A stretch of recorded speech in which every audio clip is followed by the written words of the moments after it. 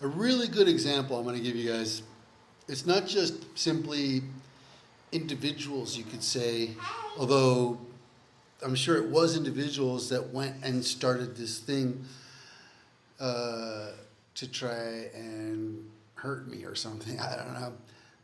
In 2007, when I arrived in Oaxaca, uh, I'm probably seriously the only yoga teacher in the whole Western Hemisphere that can stand on his head for half an hour.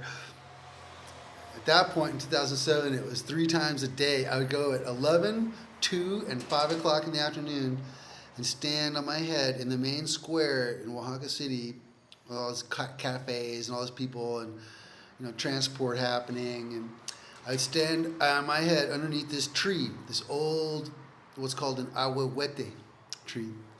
Really beautiful tree. And so now I was making money. I'd put my hat out and I'd spare change. Okay. And I would make like literally $100 a day. And they saw that. Okay. And even the cops came by and they wanted to get something from me. And I was like, no, you can't take this money. I'm standing on my head in front of the church here. This is spiritual money, This money doesn't belong to Caesar. It belongs to God. And so they got angry at me. But all the people who were watching me, like literally hundreds of people, came up and said, no, you cops go away. You're not going to extort this guy. I mean, all these people doing all these horrible things, and you're worried about a guy standing on his head in the square. So they left me alone. But then they did something really vengeful and vindictive out of what I would call, societal ignorance or gubernatorial ignorance.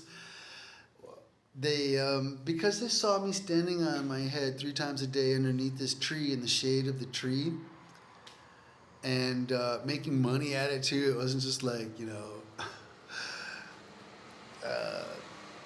I don't know what it was they thought, in the beginning, but they realized that this was something serious, some serious energy. And so they went and they cut the tree down.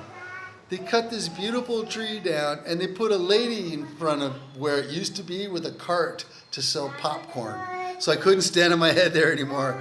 I mean, seriously, that kind of vengeful, vindictive behavior by high up government officials in Oaxaca is just exemplary of the kind of greed and hatred and envy that I've suffered because of the hands of many people throughout my years.